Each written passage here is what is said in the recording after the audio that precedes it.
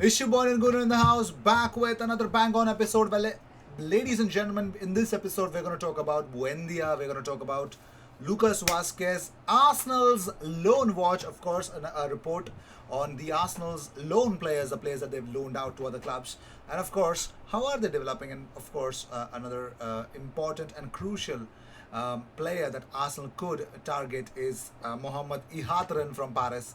Sorry, from PSV. I'm so sorry. I just said Paris. I'm sorry.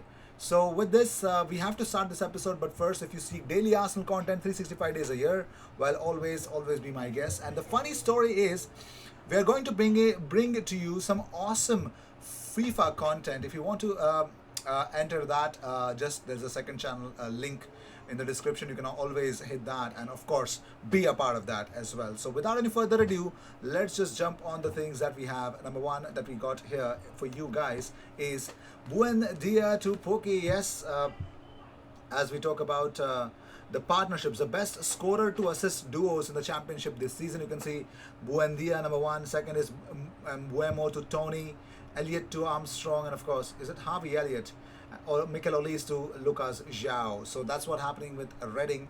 We have been linked with Olise as well. So yes, and Buendia. So Buendia is actually killing it alongside Timo Pukki in the Premiership, in the Championship. While they want to make sure that they come back to the top tier as quickly as possible. So moving on, talking about other stuffs.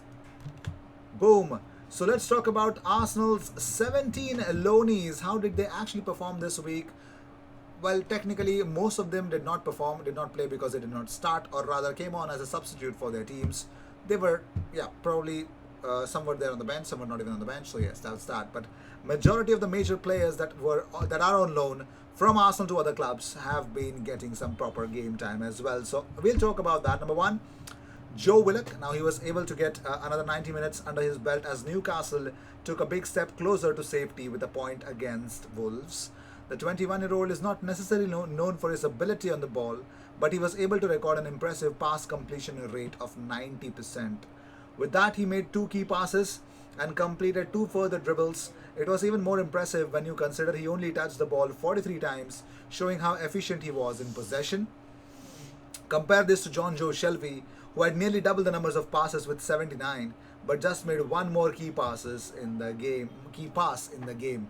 So he was better than John Joe Shelby in half the amount of touches that he actually provided, or rather, he actually did touch the ball very less amount of time compared to Shelby.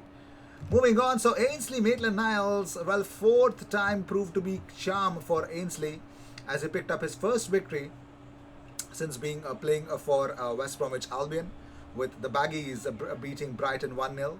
The game was somewhat overshadowed by a series of controversial decisions from referee Lee Mason, but under the radar, the England international played another performance in central midfield rather than being a fullback. The display was a mixed one from Maitland-Niles, who completed the most dribbles on the pitch of any players, but was also dispossessed the second most times among his West Bromwich Albion teammates. With Granit Xhaka currently showing his best form in Arsenal shirt and Thomas Partey making his latest comeback from injury, I don't know if Arsenal would want to look at him as an option in the middle of the park, or rather in the midfield. We do not know, but he is actually showing some pretty decent signs as well. So talking about William Saliba, now all round he actually had a good display again for Nice against Rennes. Now, unfortunately for the 19-year-old, though the clip that circulated the internet was one of him giving the ball away before Martin Terrier's superb strike, playing out from the back is an aspect of his game that Saliba must work on if he wants to be a success in Arsenal. So one-on-one defending, however, is something he seems to have nailed, as the Frenchman is yet to be dribbled past in his 10 League One appearances this season. Another good game, but the only issue with Saliba is playing out from the back. Moving on, so Dinos Mavropanos. Now, if you have forgotten about him, there's something wrong with you, because Mavropanos just goes from strength to strength in his loan spell at Stuttgart, up against Schalke. Former teammates Seo Kolasinac and Scott Al-Mustafi. It was a Greek defender who stood out the most as his side beat Schalke 5-1. Mavropanos was defensively solid, winning 100% of his aerial duels and tackles, but he was also composed on the ball, completing 84% of his passes. Now there is a spot opening up at the centre half because David Luiz, his contract expiring, and we don't know what's wrong with the futures of Callum Chambers and William Saliba. Mavropanos could actually get in. Moving on, so let's talk about Matteo Guendouzi. Now he has fallen out of favour at Arsenal, but somewhat after a decent start to life at Hertha Berlin. The Frenchman was a favourite under former manager Bruno Labbadia, but after he was sacked, new coach Paul Dardai hasn't taken quite the same shine to him. He says, saying that he is a rebel and he has to learn. However, he could be set for more game time after World Cup. Sami Khedira limped off against Wolfsburg with injury. Guendouzi came on for the German and got 37 more minutes under his belt. He was unable to stop his side succumbing to a 2-0 defeat, though, which leaves Hertha out of the bottom three on goal difference only. Moving on, so talking about Lucas Torreira, he had a reunion with Unai Emery as Atletico Madrid took on Villarreal. It was a very brief one though, as the Uruguayan was thrown out onto the pitch with just 7 minutes remaining after Atleti had already taken a 2-goal lead. Torreira has now not started for Diego Simeone's side since the end of January. Yes, since the end of January he has not started at all for Atletico Madrid. Strange, isn't it? Talking about Zek Medley, now it was a bit roller coaster afternoon for him. The 20-year-old who made his first team debut under Unai Emery was guilty at first of giving the ball away in the build-up to a goal for Dundee United that actually threatened to stretch Kilmarnock's losing streak to 8. He then made amends, though scoring a vital equaliser for Kilmarnock's first goal in 571 minutes of the SPL action. So he did it, redeemed himself. Daniel Ballard was able to keep a clean sheet as Blackpool ran out 3-0 winners in the League One mid-table clash with Carlton Athletic. The Northern Ireland international played well by all accounts, who secured himself a 7.3 rating on WhoScored.com. Former Arsenal youngster Chuks Aneke was sent off in the match. Talking about Matt Smith, now at the other end of the pitch, Matt Smith was part of a half-time triple substitution from Lee Boyer as Carlton looked to turn things around against Blackpool. He couldn't do much to influence the game. He actually had only 5.8 rating in WhoScored.com. Well, of course, but he was tidy on the ball though, racking up 90.9% pass success rate.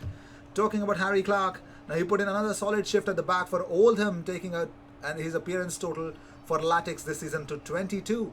The League Two outfit ran out 3-1 winners over Carlisle to move themselves 10 points clear of relegation, 2 out of the Football League. Well, others actually were not in action. Moving on, so talking about it, Mr. Arsenal Tony Adams has questioned Edu and Arsenal's recruitment team over 3 deals. Now he does not like certain deals that are happening. He says, players like Odegaard, my argument is, do you need that type of player when you've got Emil, you've got Martinelli, you've got all these other kids that are coming through? You've got all this kind of talent. For me as a sports director, and I've been a sports director at 7 clubs, you kind of spot your weakness, where you are coming, where your kids coming through. We're going to have to leave room there because you've got some real talent. If we've got a Dave Rocastle coming through, we're not going to go out and find a right back. If you've got a Tony Adams coming through, you're not going to go out and get a central defender. You've got to give the kids the opportunity if you think they're going to come through. But where I think we've gone wrong is we've not pinpointed areas of recruitment. I love Matt Cash, for instance, at Villa. He's a Londoner. Joe Gomez is another Londoner. He's a wonderful footballer, one of the best central defenders in the country. Those kind of kids, Liverpool have done brilliantly working with their coach and the recruitment to pinpoint the right areas that they need for their squad. And then over and above that, the coach has to work with them and work with that group of players and say to the recruitment department, listen, I'm not too sure that the right back is going to do it for me. You need to get me a right back. You need to get me a goalkeeper. And then I go back to it again. Martinez Leno, for me, that is a massive mistake. I can't tell you. If I'm the owner of a club, I'm looking at my sports director and saying, if we have any desire to win the league, you need 2 goalkeepers at least. You've got 2 goalkeepers. You've got Leno and Martinez, good. You get rid of one and you get inconsistency. That's what you get. On Odegaard, he says, you've got to see if they work. The Premier League is a bit special in respect of Odegaard has come into this league, and some people respond to it and can do it, and some people cannot. And the third signing that he's not happy about is Cedric Soares. He says, I honestly think he's a super player. Don't get me wrong. I know it's about Odegaard. He says, if you're bringing players in that are of a lesser standard, we always had the philosophy, you don't get someone that's less than what you've got. Cedric, is he better than Hector Bellerin? Have you made an improvement there? Or are you telling me we need 2, get rid of 2 and get a good one? You always bring players in better than the ones that you've got, or don't bring them to the club. Moving on, so talking about other things that we got for you guys is about the transfer news of Mohamed Ihatran. Well, he's set for Paris PSV exit. Why do I keep saying Paris for PSV? Sorry. Mohamed Ihatran is on the verge of departing PSV Eindhoven after a fallout with head coach Roger Schmidt. So yeah, he's a wonderful talent. Get him, Arsenal. Moving on, so talking about more stuff, another free agent is on the loose because according to Daily Star, Tottenham have joined the race for Real Madrid star Lucas Vasquez. The versatile 29-year-old is running down his contract at Santiago Bernabeu, and after being linked with several clubs across Europe, could drop into the free agent pool this summer. Now Arsenal should get him, man. He's a free agent, why not? Why not? He's worth somebody to look at the moment. So with this, we end this episode. Thank you so much for tuning in. If you seek daily Arsenal content, this is the best place to be. 365 days a year, it's just there. It's just there, right on the money. So with this, we end this episode. Thank you so much for tuning in. I will see you in the next one. Cheers.